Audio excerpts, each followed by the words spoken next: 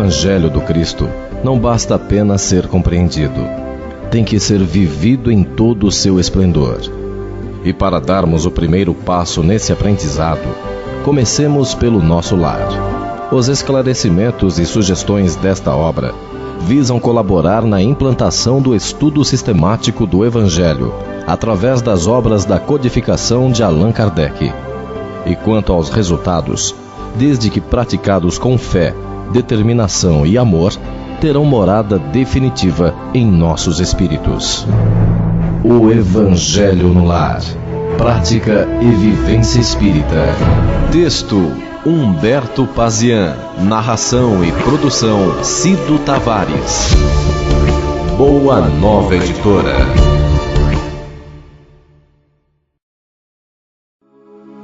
Prefácio. Recebei-nos em vossos corações. Paulo, 2 Coríntios, capítulo 7, versículo 2.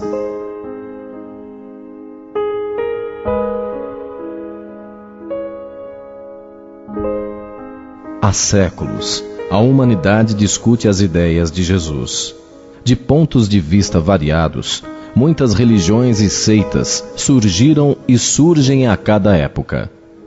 A moral ensinada e exemplificada pelo Cristo de Deus, reforçada pelos seus emissários, que periodicamente reencarnam em nosso planeta, ficou sempre muito além de ser uma realidade na vida geral. Durante muito tempo, homens e mulheres de boa vontade, não encontrando nas filosofias e religiões existentes as respostas às suas dúvidas e o consolo ao seu sofrimento, encontraram grandes provações e necessidades no caminho de suas existências.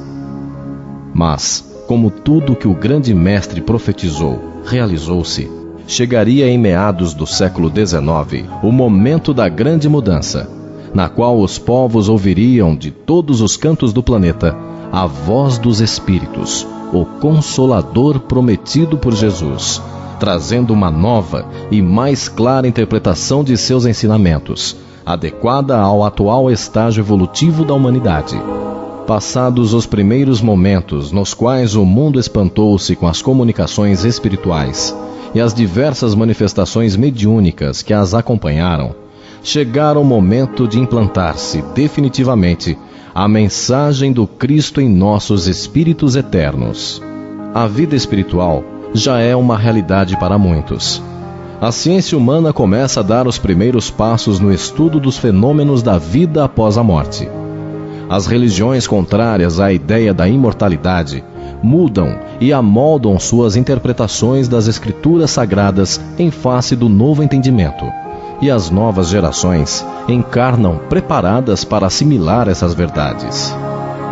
Assim como o Mestre tão bem ensinou, e as duras provações que a humanidade terrestre tem passado confirmam: só o conhecimento não basta.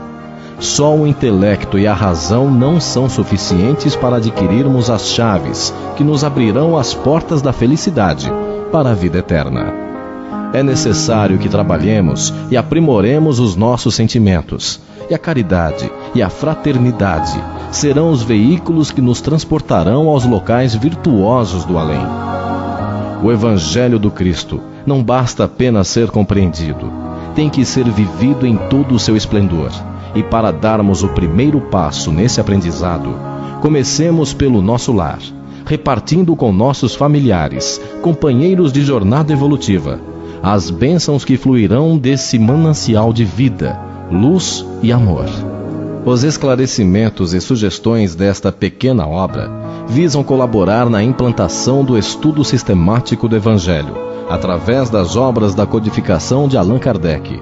E quanto aos resultados, desde que praticados com fé, determinação e amor, terão morada definitiva em nossos espíritos.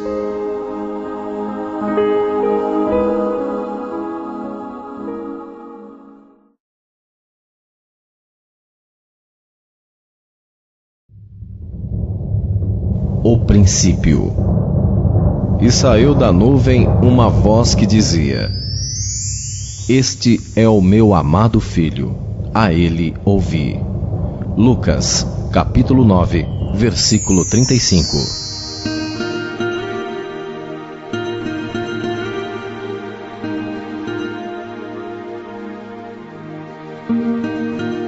É bem difícil, em nosso atual estágio evolutivo, compreendermos como tudo começou.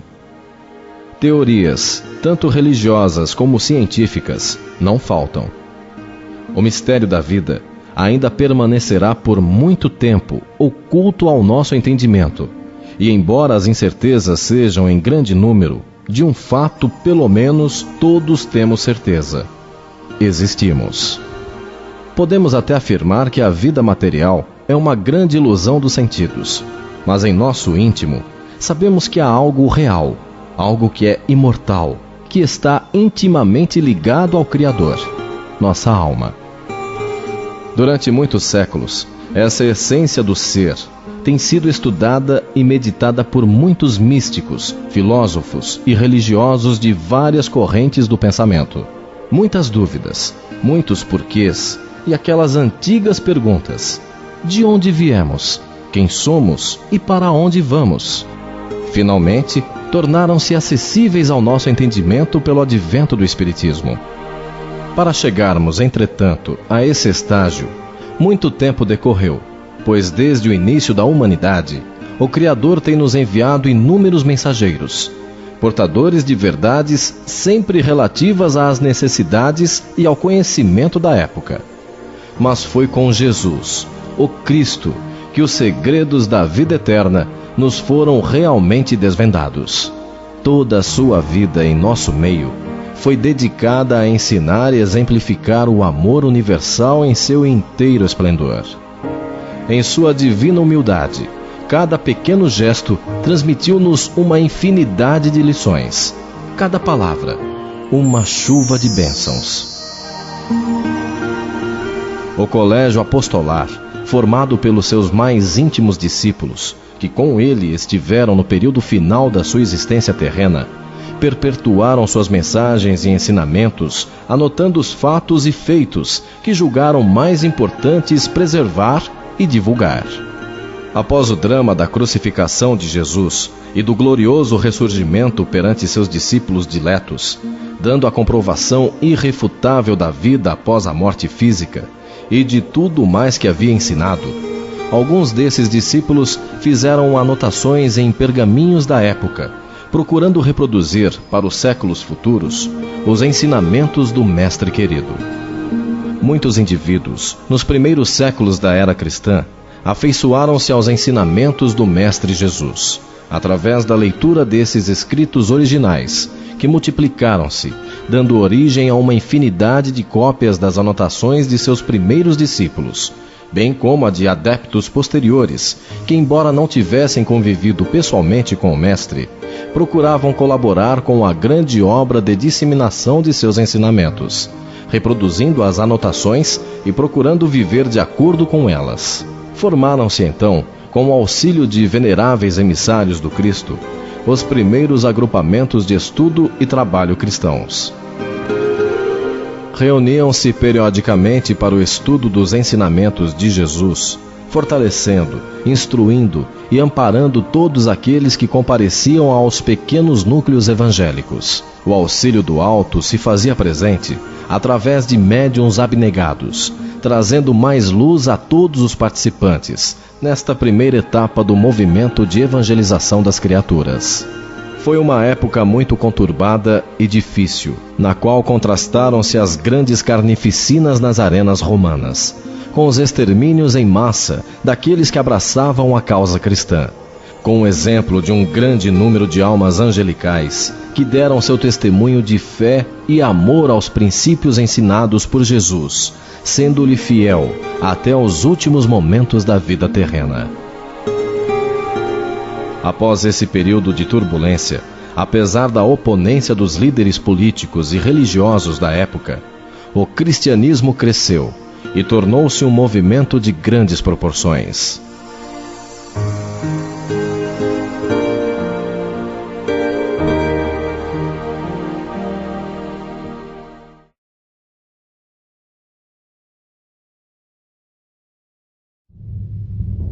O desvio. Vê, pois que a luz que há em ti não sejam trevas. Jesus. Lucas, capítulo 11, versículo 35.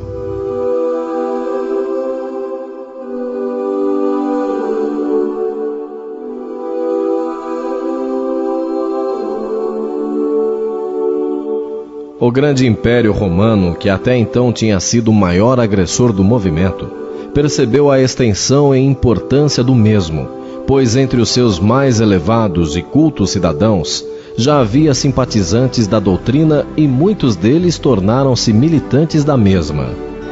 Decidiu então aceitar a mensagem cristã e torná-la uma religião organizada, que pudessem ter sob controle. Começava aí a deturpação dos ensinamentos do Cristo, de acordo com as conveniências do Estado e da Igreja formalizada. De todos os manuscritos originais que relatavam as inúmeras passagens e ensinamentos do Mestre, selecionaram somente 4: o de João, Mateus, Marcos e Lucas, considerando-os autênticos e sendo adotados até hoje, conhecidos como o Novo Testamento ou o Evangelho. Todas as demais anotações foram desprezadas. Outras reuniões ou concílios foram realizados através dos tempos, trazendo modificações que cada vez mais se distanciavam dos ensinamentos originais de Jesus. Seus sacerdotes ou discípulos abandonavam a antiga simplicidade dos pioneiros cristãos, ostentando-se com ouro e prata, e muito longe se encontravam da verdadeira humildade. As manifestações e o intercâmbio com o mundo espiritual foram vetados, cabendo somente ao seu representante máximo aqui na Terra ser considerado o único capaz de receber do alto as elucidações de que todos necessitavam. Perdendo a simplicidade e o sentimento que marcaram o início do cristianismo e ligando-se cada vez mais às ilusões do poder e glória humanos, o movimento distanciou-se dos desígnios divinos, transformando o Evangelho em algo confuso e inacessível ao homem comum. Seguiu-se um período negro em nossa história, no qual perseguições, calúnias, mortes e toda sorte de perversidade foram cometidas utilizando-se o sagrado nome de Jesus. E mais uma vez, a humanidade sentia-se órfã de Deus. Cabe aqui ressaltar que, sendo nós conhecedores da lei da reencarnação, devemos meditar sobre o fato de que, em vidas passadas, possamos ter sido nós mesmos os sacerdotes que desvirtuaram a doce doutrina do Mestre, e talvez os terríveis tribunais inquisitoriais do passado, onde almas santas e devotadas foram supliciadas, tenham tido a nossa ajuda. Nossa tarefa, então, não deve ser a de julgar, apenas a de analisar os fatos, para que nunca mais nos desviemos do caminho reto que o Mestre Jesus nos mostrou.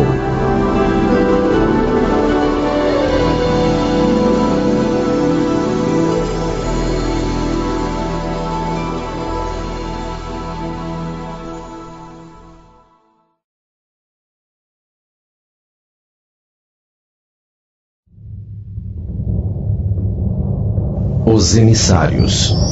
Nunca te deixarei, nem te desampararei. Paulo. Hebreus, capítulo 13, versículo 5.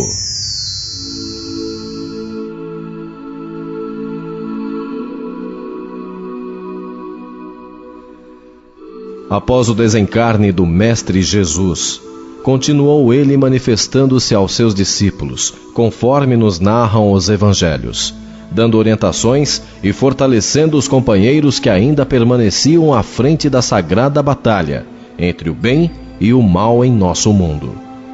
Mesmo após o término da primeira fase da implantação do Evangelho em nosso orbe, continuou Jesus a enviar emissários para orientar e propagar suas verdades aos homens.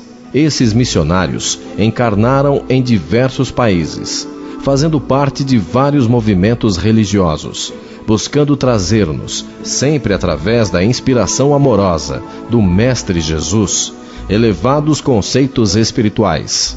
Terminaram, quase sempre, suas tarefas redentoras em nosso meio com o sacrifício de suas próprias vidas. São considerados santos, avatares, gurus, mestres, de acordo com as tradições e segmentos religiosos dos quais participaram em vida, mas todos representantes de uma mesma verdade e um só Senhor, Jesus. Decorridos quase 2000 anos da passagem do Mestre em nosso meio terreno, a humanidade já atingira um nível evolutivo que comportava maiores esclarecimentos sobre a mensagem que Jesus nos deixara, e como ele havia prometido, chegara o momento de ser retirado o véu que ocultava o mundo espiritual, e este se torna manifesto através da voz de inúmeros espíritos superiores, comandados por aquele que seria designado como o Espírito da Verdade, o próprio Cristo.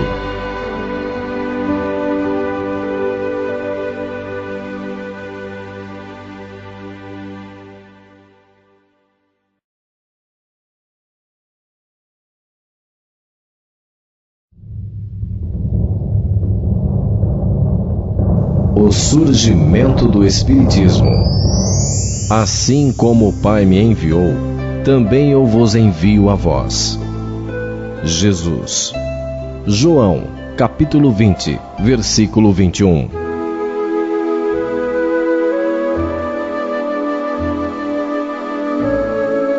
O mundo havia mudado, evoluído. As antigas tradições religiosas já não exerciam o mesmo poder. Não tinham mais força para utilizar seu domínio tirânico e aterrador.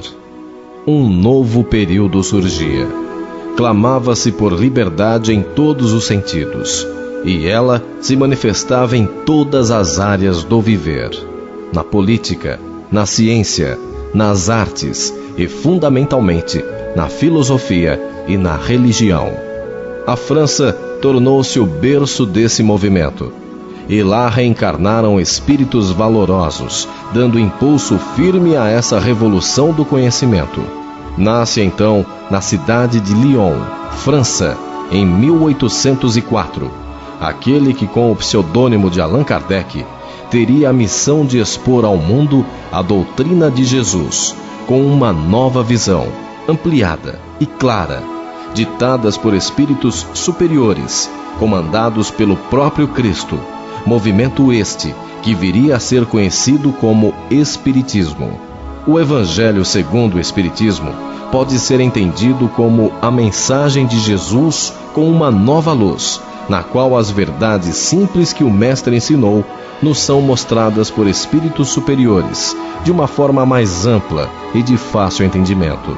As interpretações diferentes dos ensinamentos do Evangelho, que dividiram em grupos isolados, contrários entre si, os seguidores do Mestre, após essa nova manifestação do Cristo em nosso meio, deixam de ter sentido desde que seja eliminada a vaidade e o orgulho dos líderes religiosos, para que se concretize a predição: um só pastor e um só rebanho.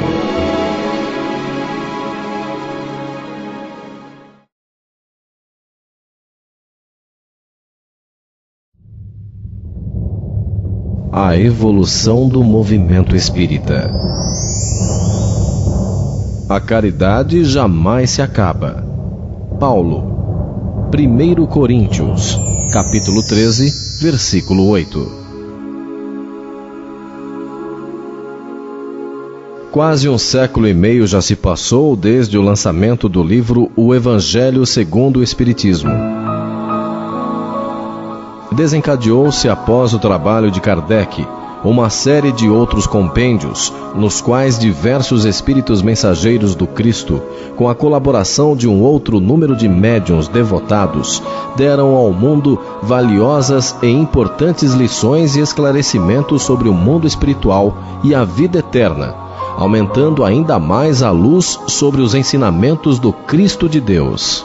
Aqui em nosso país, a generosidade divina foi imensa, permitindo em nosso meio não só as mensagens consoladoras e esclarecidas de espíritos de alta estirpe, bem como a presença física de missionários como Bezerra de Menezes, Eurípides Barçanufo, Anália Franco, Caibar Schutel, Chico Xavier, Divaldo Franco e inúmeros outros que comprovaram e comprovam que é possível viver de acordo com os ensinamentos evangélicos, trazendo em suas próprias vidas um exemplo de renúncia às coisas mundanas e um amor ao Cristo a ser imitado. O Evangelho, já há algum tempo, vem sendo estudado e comentado em muitas casas espíritas, onde se tenta reproduzir o movimento inicial dos primeiros agrupamentos cristãos. Nesses templos de vivência evangélica, por meio da orientação segura e elevada de espíritos protetores, aconselha-se o estudo sistemático e criterioso dos ensinamentos do Cristo, e aqueles que assim procedem encontram, desde os primeiros momentos, sensíveis melhoras em suas vidas. O estudo habitual da mensagem de Jesus esclarece, consola e nos dá a certeza de sermos amados e protegidos por Deus. Conduz-nos a uma vida reta e com grande paz interior, eliminando muitos problemas com essa nova forma de pensar e agir. Como todo grande objetivo, estudarmos e tentarmos praticar os ensinamentos do Evangelho requer determinação e força de vontade. Necessitamos criar o hábito da meditação e da oração diária, se desejarmos realmente alcançar a paz e a alegria interior que delas decorrem.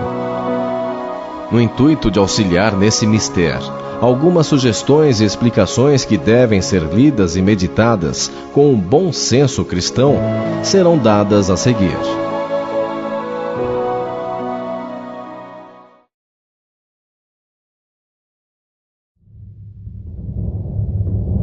Os hábitos. Da mesma boca procede bênção e maldição. Tiago, capítulo 3, versículo 10.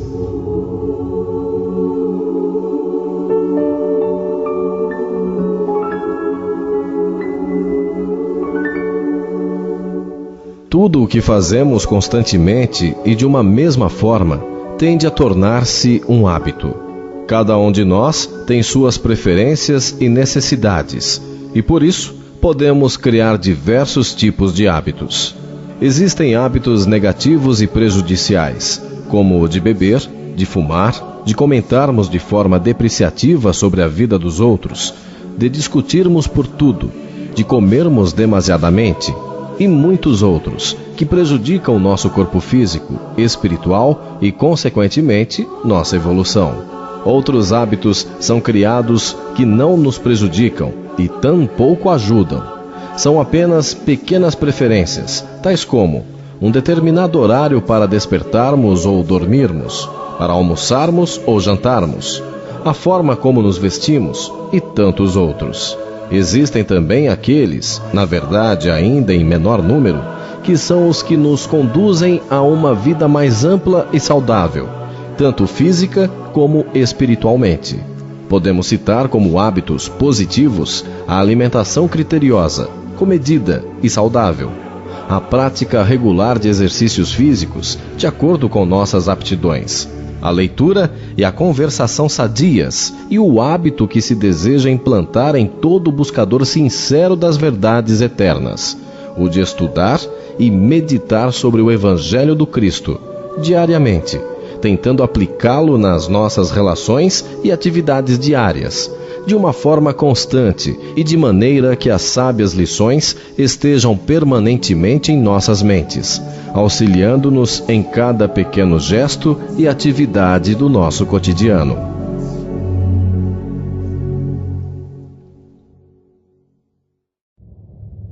Criando o hábito.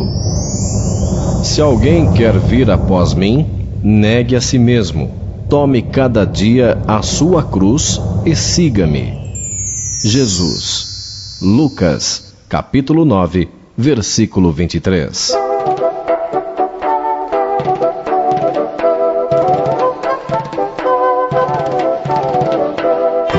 Muitas pessoas costumam afirmar que não possuem tempo para estudar, para ler e até mesmo para orar. Se por acaso nos encontramos nesse grupo, podemos fazer uma experiência. Escolher um dia da semana, qualquer um, e fazer um minucioso relato, um relatório detalhado de todas as atividades e ocupações desse dia, desde o despertar até o momento do recolhimento ao leito. Anotar o tempo gasto com conversas e comentários feitos com colegas e familiares, o tempo perante os programas, noticiários e novelas da televisão, o período livre no horário das refeições e o da ida e retorno do trabalho, e todas outras pequenas atividades. Se anotar tudo criteriosamente, chegará com certeza à conclusão de que alguns minutos por dia poderiam ser utilizados em uma coisa muito importante, mais importante do que tudo que tenha feito: o contato com a força suprema, Deus. Qualquer compromisso, qualquer atividade será sempre menos importante do que nosso contato com Deus. E à medida que vamos intensificando e nos aprofundando nesses períodos de harmonização com o Pai, mais harmonia vamos encontrando em nossas vidas, e a paz que dela emana passa a preencher cada minuto de nossas existências. Se ainda a oração não é um hábito em nossas vidas, e a ela não recorremos várias vezes nos nossos dias, podemos então começar por um período diário, de preferência pela manhã, no primeiro momento disponível, logo ao despertarmos, enquanto nossas mentes se encontram mais leves, e nos fortaleceremos para todas as atividades do dia. Começarmos nosso dia com esse contato com Deus, através da meditação sobre o Evangelho de Jesus, fará com que tenhamos ao nosso lado, durante todo o dia, as sugestões de protetores espirituais que se afinizarão com nosso objetivo de reforma interior e elevação espiritual. Usando, no início, um pouco de força de vontade, logo estaremos criando um hábito, e como já podemos concluir, muito salutar.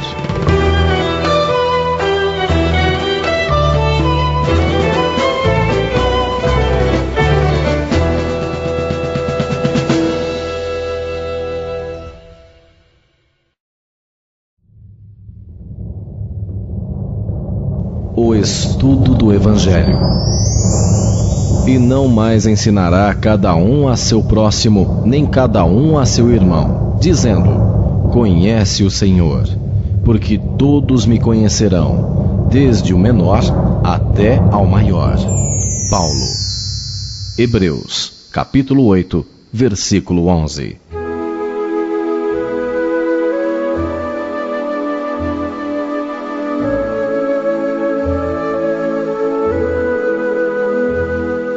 O período utilizado no estudo do Evangelho dependerá da vontade e disponibilidade de cada um. O mais importante, porém, é que o façamos com fé, amor e com a certeza de que esses períodos nos trarão conhecimento, força e tranquilidade perante os problemas e dificuldades de nossas vidas. Para essa atividade, o primeiro livro que deve ser adotado é, sem dúvida, o Evangelho segundo o Espiritismo, de Allan Kardec, começando pelas primeiras páginas, lendo e meditando sobre o seu conteúdo e tentando colocar em prática seus ensinamentos. Muitos que já conhecem esta obra costumam abrir suas páginas a esmo, sempre encontrando assuntos para reflexões e sugestões, de modo a solucionar os problemas que estão vivendo. Mas nesta atividade diária, o objetivo é outro. Por isso, recomenda-se o estudo da obra por completo. E caso já o tenhamos feito, façamo-lo outra vez, e tantas quanto pudermos. Notaremos que a cada nova leitura, mais aprendizado obteremos, pois nossa compreensão da vida muda constantemente, evolui, e nossa percepção da realidade divina também. Como os horários e a disponibilidade dos membros de uma mesma família são diversos, esse estudo pode ser feito individualmente, embora os benefícios acabam sendo estendidos a todos de um mesmo lar, pois onde se acende uma luz, eliminam-se as trevas. O Livro dos Espíritos de Allan Kardec é outra obra que também pode ser estudada desta mesma forma.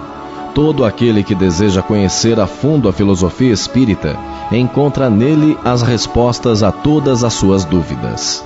É comum àquele que se inicia no aprendizado espírita deslumbrar-se com a quantidade de romances mediúnicos disponíveis. Eles, de fato, nos trazem uma riqueza de informações e ensinamentos do mundo espiritual de uma forma agradável e simples. E embora seja sempre recomendável esse tipo de leitura, é necessário estarmos sempre atentos com relação a seu conteúdo e às suas origens, ou seja, se estão ou não de acordo com as diretrizes básicas do movimento espírita, encontradas na codificação feita por Allan Kardec. Muitas obras de alto valor espiritual foram ditadas a médiuns de intocada reputação, humildade e exemplos de renúncia e amor ao próximo. Mas é de grande importância o conhecimento das obras de Kardec, que são os alicerces da nova revelação, o Espiritismo.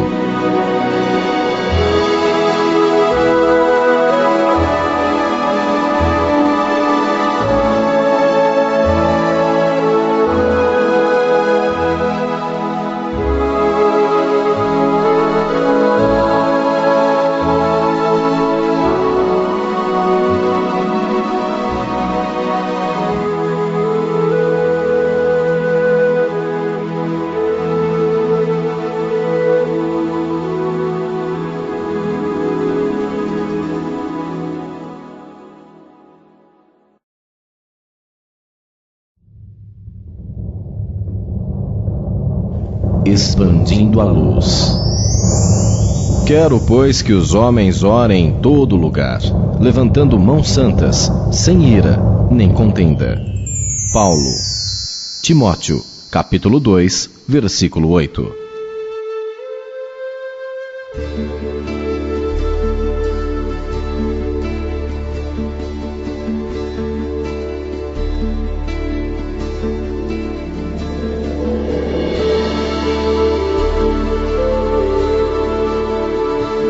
Se apenas um membro de um lar realizar o estudo diário e sistemático do Evangelho e a tentativa de seguir suas recomendações, muito ajudará no bem de todos.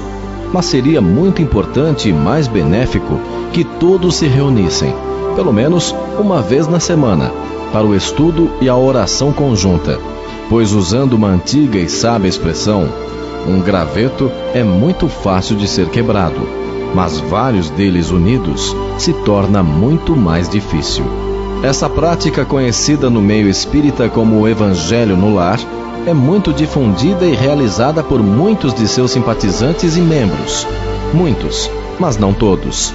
E é esse o grande objetivo, que um número cada vez maior de pessoas o realizem. Em uma sequência lógica, fazendo nossa reforma íntima, estaremos auxiliando a melhora do nosso lar, fazendo-o refletir a paz e o amor do Cristo.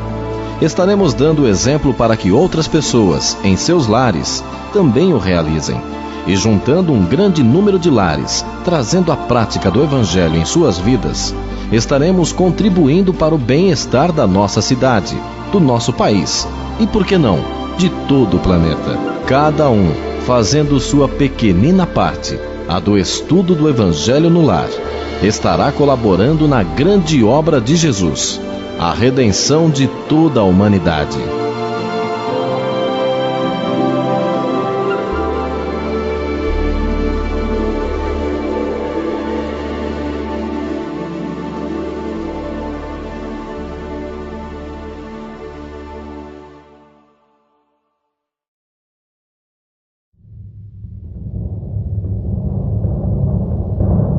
Reunião semanal. E eles disseram: crê no Senhor Jesus Cristo, e serás salvo, tu e a tua casa. Atos, capítulo 16, versículo 31.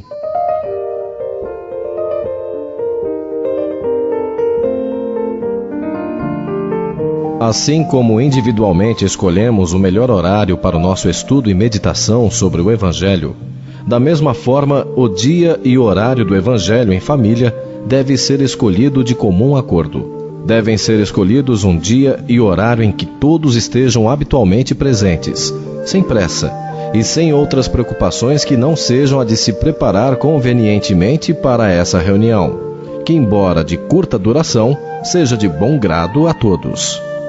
Escolhido o dia da semana e o horário apropriado, todos os participantes devem preparar-se para esse importante momento de comunhão e estudo, entendendo que além dos encarnados, haverá muitos espíritos familiares presentes, enviados pelos planos superiores no intuito de auxiliar-nos no entendimento e na implantação dos ensinamentos de Jesus em nossas vidas.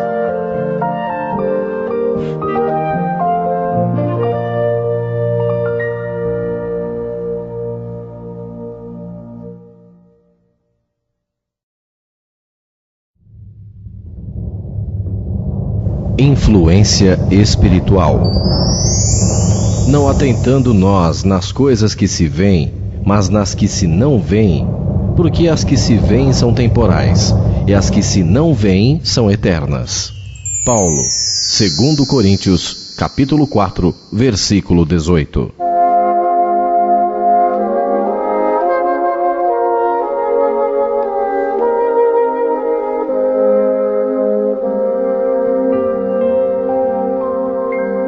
Útil será nesse momento refletirmos sobre o mundo espiritual e a influência dos espíritos em nossas vidas. Quando nós morremos, nosso espírito desprende-se do corpo físico e passa a habitar o que chamamos de mundo espiritual ou mundo astral. Assim como no nosso mundo físico temos lugares bons, onde se conservam pensamentos e atitudes elevadas, e lugares ruins, onde toda sorte de leviandades e atitudes menos dignas são vivenciadas constantemente, assim também no plano espiritual encontramos as mesmas situações. Quando partimos do mundo físico para o espiritual, nosso espírito continua com os mesmos gostos e as mesmas preferências que tinha quando encarnado. Ou seja, nós não mudamos de uma hora para outra. Pessoas que devotaram suas vidas à procura do bem e da verdade e que buscaram vivenciar o eu de uma forma sincera e justa, logo após o desencarne, são levados a grupos de espíritos afins, onde sentem-se felizes e, através da continuidade dos estudos e aprendizado, podem, e quase sempre o fazem, vir até seus antigos familiares e amigos, procurando auxiliá-los naquilo que lhes for possível e permitido pelos espíritos superiores. Da mesma forma, pessoas ligadas demasiadamente à matéria, que nunca se preocuparam em desenvolver as qualidades do espírito e nem com as necessidades de seus semelhantes, inclusive prejudicando-os de diversas formas, quando desencarnam, reportam-se a grupos de espíritos na mesma linha de entendimento e continuam a vivenciar os mesmos sentimentos de ódio, inveja e egoísmo que mantinham quando encarnados. As duas classes de espíritos, os bons e aqueles que ainda se encontram na ignorância das leis divinas, vivem no mundo espiritual, sendo que os bons vivem nas esferas mais iluminadas, sublimes e felizes, e os demais em esferas inferiores, mais grosseiras e pesadas, bem próximas à crosta terrestre. Assim como na esfera física onde vivemos, fazemos nossas amizades e relacionamentos com pessoas de acordo com o que pensamos, falamos e agimos. Assim também nos relacionamos com os espíritos, sempre através de nossa mente, que irradia incessantemente nossos ideais e objetivos, em forma de ondas mentais, ou, se preferirmos, em forma de pensamentos. Bons pensamentos e boa conduta nos ligam a entidades espirituais evoluídas, que tudo fazem para incentivar-nos no caminho do bem. Maus pensamentos e uma vida conduzida pelo apego à matéria e ao egoísmo nos fazem igualmente recebermos companheiros espirituais afins, que, incentivando-nos nessa forma de pensar e agir, acabam agravando os problemas e as situações. Portanto, nossa forma de pensar e agir é que escolhe nossas amizades espirituais, que nos acompanham em todos os momentos e em todos os lugares, no trabalho, nos passeios, no sono físico e principalmente em nossos lares. Dessa forma, podemos notar a importância da implantação em nossos lares e com a participação de todos os membros da família, do estudo sistemático do Evangelho, pois, além da presença de entidades espirituais evoluídas nos auxiliando, estará sendo criada uma proteção vibratória ao redor do nosso lar, evitando que entidades de baixo nível evolutivo adentrem e perturbem a harmonia e a paz do sagrado recinto doméstico.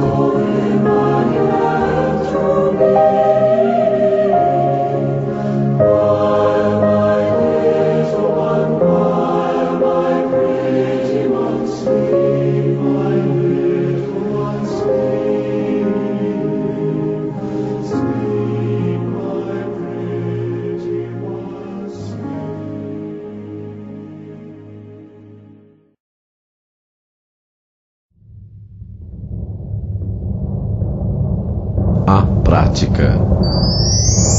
Considera o que te digo, porque o Senhor te dará entendimento em tudo. Paulo, 2 Timóteo, capítulo 2, versículo 7.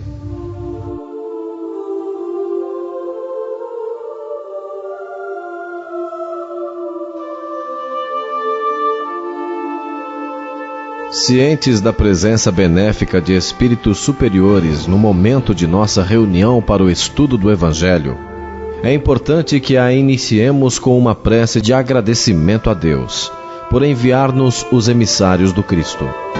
Após a prece inicial, deve-se abrir o Evangelho e ler em voz alta o trecho escolhido. Neste caso, o Evangelho pode ser aberto a esmo, pois no estudo individual, como já foi observado, ele estará sendo estudado sequencialmente desde o início. O trecho a ser lido não precisa ser muito longo, para não tornar-se cansativo e desconcentrar o grupo com relação ao seu conteúdo, e nem tão pequeno, que não expresse a totalidade da mensagem. Após a leitura, um ou mais participantes devem manifestar seu entendimento do que foi lido e a relação da mensagem com sua vida e a da família. Problemas familiares que digam respeito ao tema lido podem e devem ser discutidos em um clima de harmonia e paz, lembrando que todos estão sendo assistidos por entidades espirituais evoluídas e amigas, interessadas no bem de todos. Feitos os comentários, todos devem orar com bastante fé ao Criador, pedindo por todos os familiares ausentes, encarnados e desencarnados, pelos locais onde todos trabalham e estudam, pelos amigos e companheiros de jornada evolutiva, e por todos os irmãos encarnados e desencarnados que estão, da mesma forma que nós, necessitados da orientação e ajuda divina, e, finalmente, para que o culto do Evangelho no lar, em um futuro próximo, possa ser inserido em todos os lares no mundo inteiro. Vale recordar que Jesus ensinou-nos que mais vale uma pequena prece sincera, oculta aos ouvidos dos homens, do que extensas frases ou discursos, belos na sua expressão externa, mas sem nenhum sentimento verdadeiro por aquele que o expressa. O momento em que pedimos pelos outros ou vibramos deve ser de profunda sinceridade e fé. Não adianta lermos uma lista de nomes ou pedirmos ajuda para hospitais, casas de saúde, orfanatos, asilos, penitenciárias e não sentirmos nada por eles.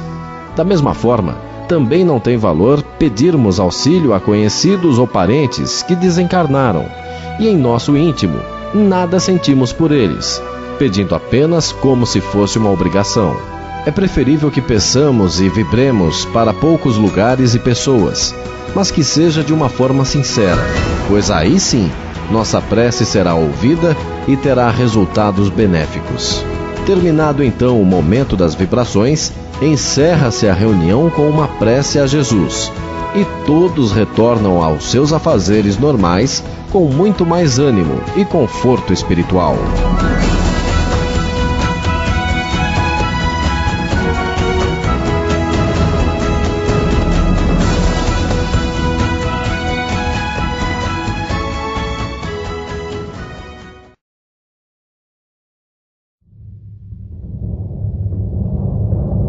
Perseverança.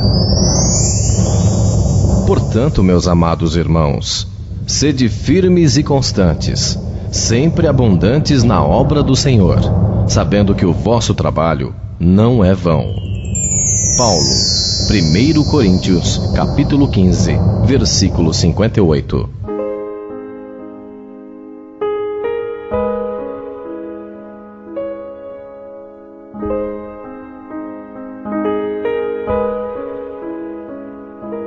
A perseverança é fundamental para criarmos esse hábito salutar em nossas vidas.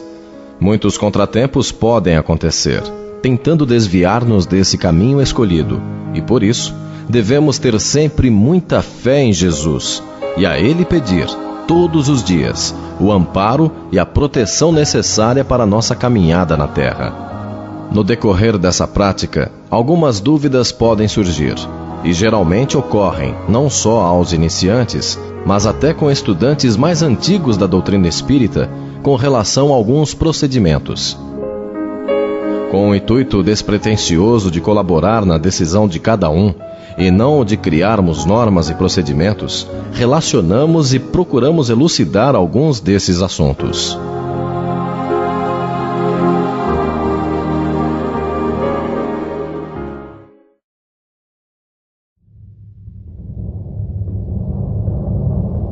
A água fluídica. Toda boa dádiva e todo dom perfeito vem do alto. Tiago, capítulo 1, versículo 17.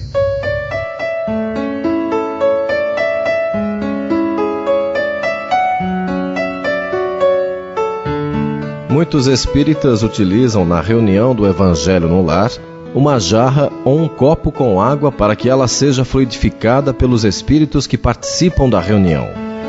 Esses fluidos ou energias nós recebemos constantemente de Deus. Energias estas que nos fortalecem e mantêm a vida. Nós as recebemos através dos alimentos, do ar, da água, ou seja, da natureza. A água, portanto, é um dos meios de recebermos essas energias. Um veículo que traz até nós os elementos espirituais para serem absorvidos.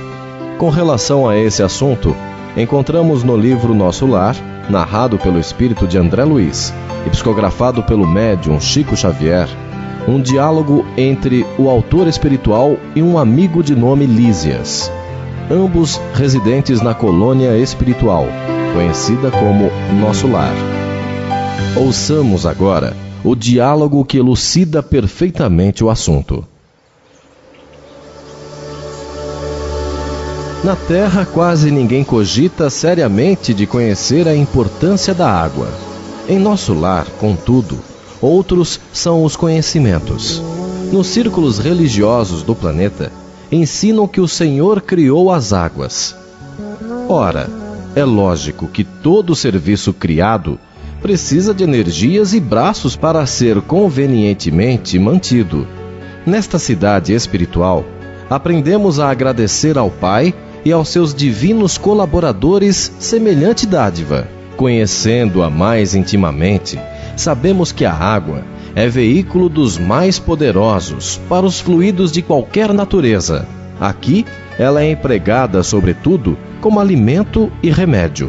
Há repartições no Ministério do Auxílio absolutamente consagradas à manipulação de água pura, com certos princípios suscetíveis de serem captados na luz do sol e no magnetismo espiritual. Na maioria das regiões da extensa colônia, o sistema de alimentação tem aí suas bases. Acontece, porém, que só os ministros da união divina são detentores do maior padrão de espiritualidade superior. Entre nós, cabendo-lhes a magnetização geral das águas do Rio Azul, a fim de que sirvam a todos os habitantes de nosso lar, com a pureza imprescindível. Fazem eles o serviço inicial de limpeza, e os institutos realizam trabalhos específicos no suprimento de substâncias alimentares e curativas. Quando os diversos fios da corrente se reúnem de novo, no ponto longínquo oposto a este bosque, ausenta-se o rio de nossa zona, conduzindo em seu seio nossas qualidades espirituais. Eu estava embevecido com as explicações. No planeta, objetei, jamais recebi elucidações desta natureza. O homem é desatento. Há muitos séculos, tornou Lísias. O mar equilibra-lhe a moradia planetária. O elemento aquoso fornece-lhe o corpo físico. A chuva dá-lhe o pão. O rio organiza-lhe a cidade. A presença da água oferece-lhe a bênção do lar e do serviço. Entretanto, ele sempre se julga o absoluto dominador do mundo, esquecendo que é filho do Altíssimo, antes de qualquer consideração.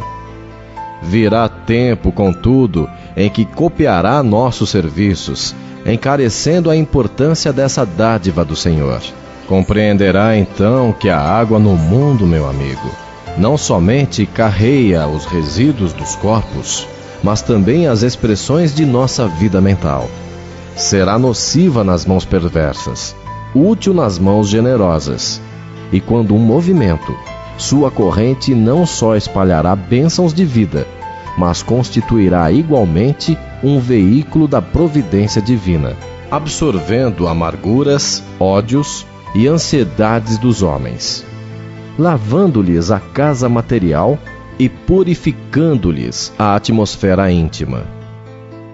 Calou-se o interlocutor em atitude reverente, enquanto meus olhos fixavam a corrente tranquila a despertar-me sublimes pensamentos.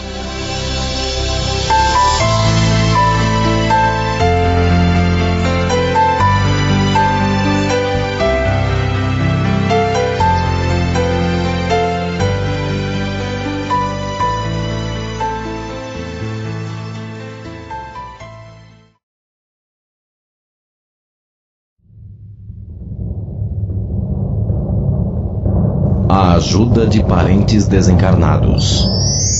Mas se alguém não tem cuidado dos seus e principalmente dos da sua família, negou a fé e é pior do que o infiel. Paulo, 1 Timóteo, capítulo 5, versículo 8.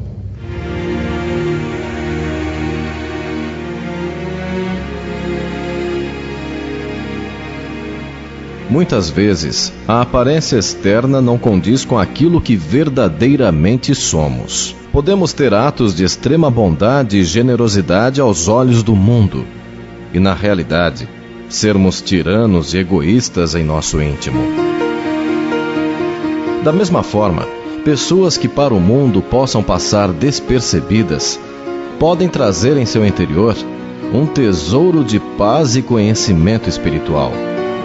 Como as aparências nem sempre nos mostram a realidade das coisas, e o desencarne não transforma as pessoas de uma hora para outra em melhores ou piores, apenas retira o véu da ilusão material, seria então uma atitude consciente de nossa parte não invocar ajuda ou intercessões desses companheiros ou familiares desencarnados, pois não sabemos como se encontram e não seria justo enviar-lhes mentalmente solicitações sem termos conhecimento se poderiam ajudar-nos ou não. Devemos sempre fazer nossas preces e solicitações a Jesus, que Ele enviará seus mensageiros, e se nossos familiares e amigos desencarnados estiverem nesse estágio, com certeza virão até nós.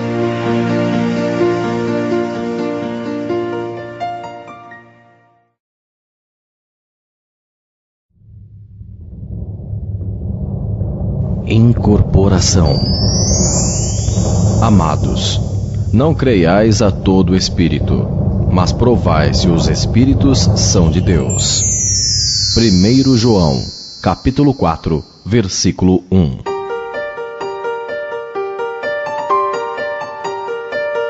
Algumas pessoas atribuem o ato mediúnico como uma exclusividade do movimento espírita. Entretanto, a mediunidade existe desde quando existe o ser humano. O intercâmbio entre o plano espiritual e o físico remontam às primeiras civilizações. As influências dos espíritos sempre foram exercidas sobre os seres encarnados, de formas variadas. O grande mérito do movimento espírita é, pois, aceitá-la, divulgá-la e, através da sua manifestação, estudá-la. E com isso, conhecer as verdades eternas provenientes desse intercâmbio. Após a disseminação do movimento, muitos médiuns surgiram e surgem a todo instante. Podemos afirmar que todos nós somos médiuns de uma forma ou de outra. E um dos tipos de mediunidade mais conhecido é o da incorporação, ou seja, aquele em que nos tornamos intermediários de um espírito, trazendo ao nosso plano físico sua mensagem. Hoje em dia, verificamos que esse tipo de manifestação mediúnica faz parte da nossa realidade. E muitos são os médiuns de incorporação que atuam em diversas casas espíritas, consolando e orientando com base no Evangelho do Cristo. E como espíritos elevados e mensagens elevadas necessitam não só de um médium equilibrado nas leis morais, mas um ambiente de igual teor vibratório, onde pessoas de boa vontade se juntem com objetivos altruístas e elevados, recomenda-se a frequência nessas instituições para o aprendizado e a prática mediúnica.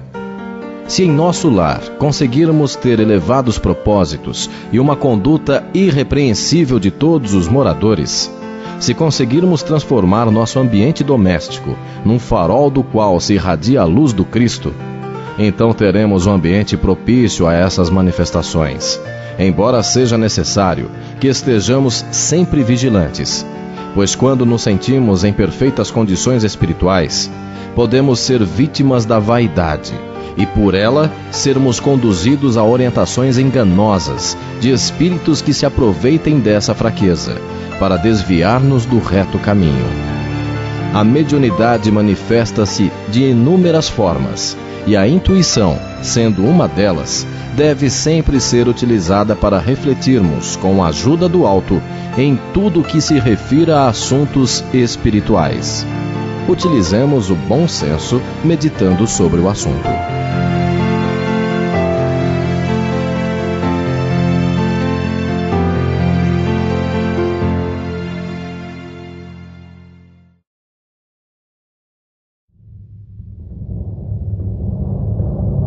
Compromisso. A palavra do Cristo habite em vós, ricamente. Paulo, Colossenses, capítulo 3, versículo 16.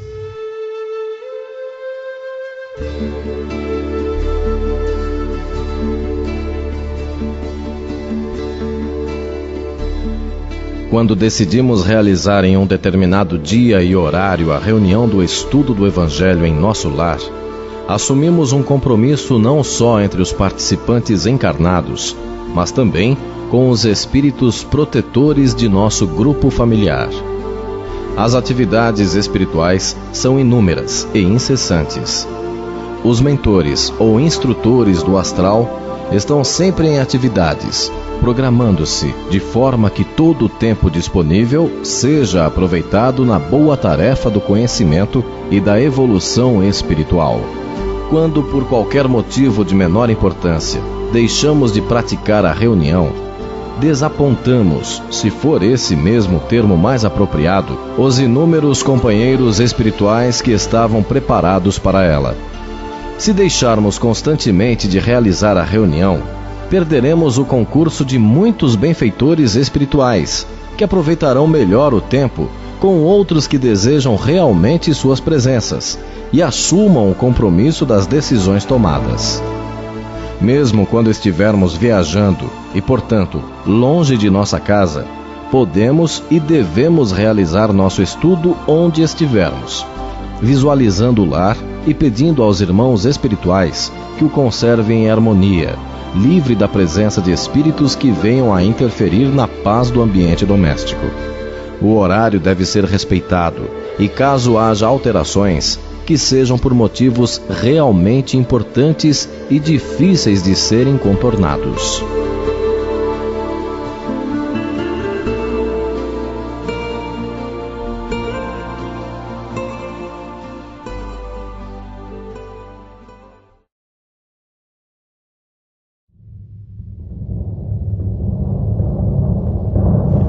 Visitas. Pondo de lado todo o impedimento, corramos com perseverança a carreira que nos está proposta. Paulo, Hebreus, capítulo 12, versículo 1.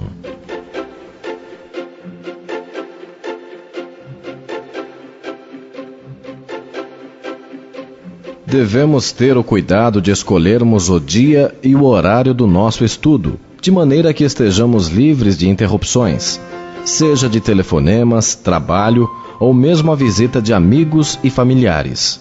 Devemos, é claro, divulgar o estudo do Evangelho no lar, sempre que possível, a um maior número de pessoas. E quando da presença de visitas em nosso lar, podemos fazê-los partilhar dessa comunhão com o alto. Mas o bom senso se torna imprescindível nesse momento, pois devemos observar se os visitantes partilham da mesma crença e se o ato da reunião, sem o seu prévio conhecimento, não os deixaria embaraçados e desambientados.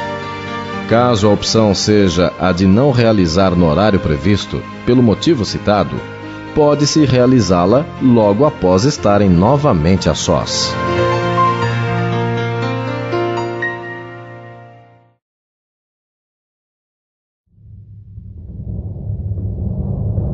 O ambiente. O reino de Deus não vem com aparência exterior. Jesus. Lucas, capítulo 17, versículo 20.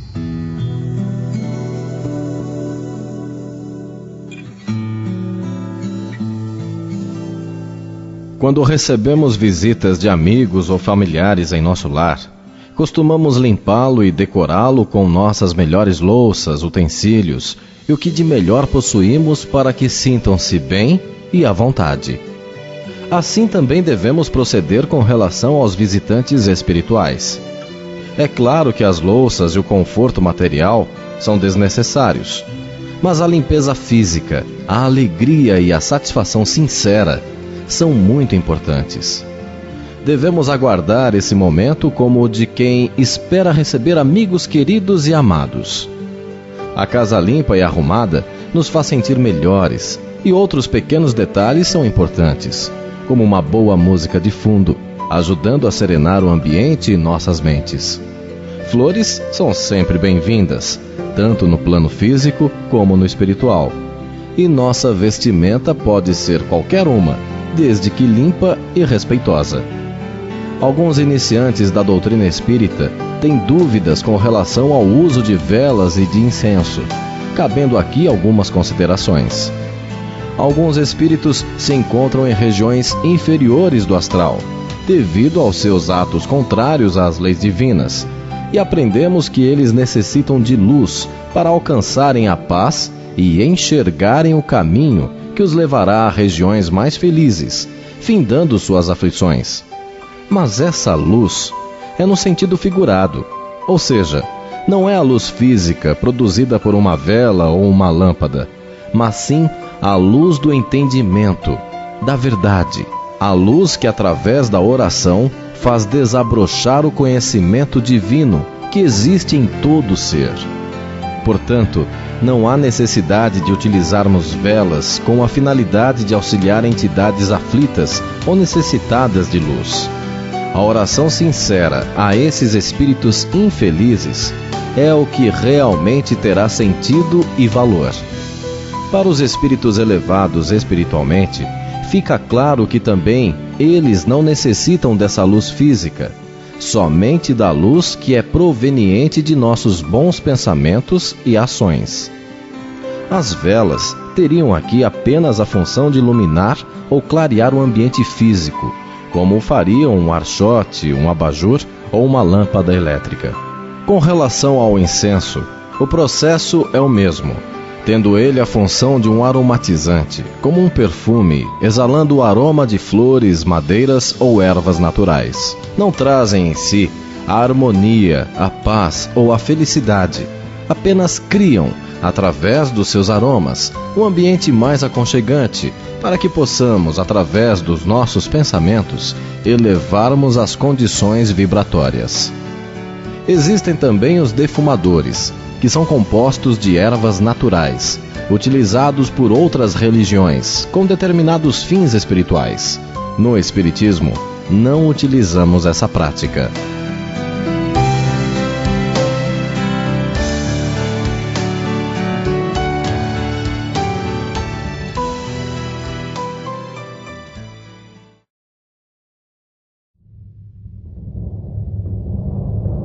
os passes. A oração feita por um justo pode muito em seus efeitos. Tiago, capítulo 5, versículo 16.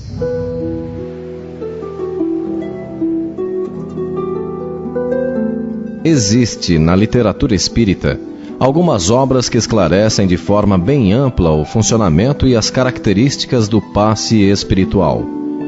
Para nossa análise, designaremos apenas o passe como sendo o catalisador das energias espirituais, que pelo poder da vontade, transmite ao corpo físico e espiritual os fluidos necessários para a harmonização das suas funções vitais.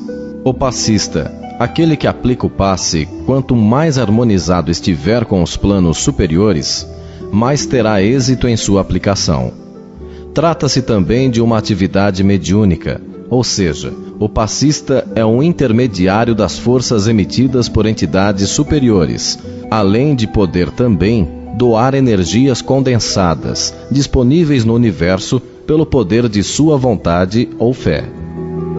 Mais uma vez necessitamos utilizar o bom senso, verificando se possuímos as qualidades e o conhecimento necessários, e também se nosso ambiente doméstico está revestido das vibrações positivas e benéficas que tal prática exige. Recomenda-se para um tratamento físico ou espiritual, no qual o passe seja uma alternativa, a frequência a uma casa espírita, onde todas as condições mencionadas são existentes.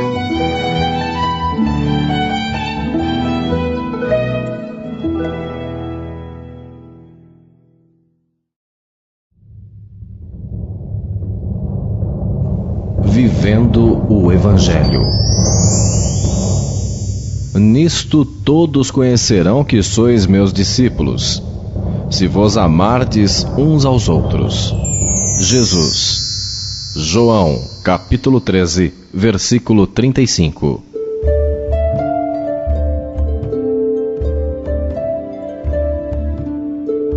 Concluímos aqui nossa sincera intenção de auxiliar a implantação do estudo dos ensinamentos de Jesus em nosso lar, de uma forma sistemática e criteriosa. Como foi dito logo no início, só o conhecimento não basta.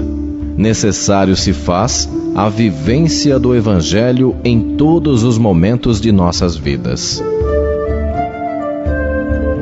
É evidente que só uma encarnação não bastará para que possamos ter o Cristo manifestando-se em todo o seu esplendor através de nós.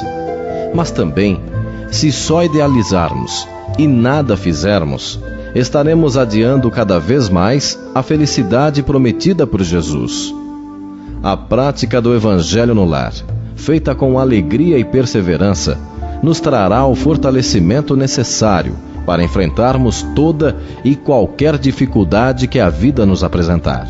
Pelo conhecimento que o Espiritismo nos traz, entendemos que não devemos aguardar a vinda de Jesus de uma forma externa, física, pois, na verdade, Ele está conosco desde o início, em espírito, e nunca nos abandonou. Confiemos na presença do Cristo em nosso interior e procuremos fazer de nossas vidas um livro vivo de seu Evangelho.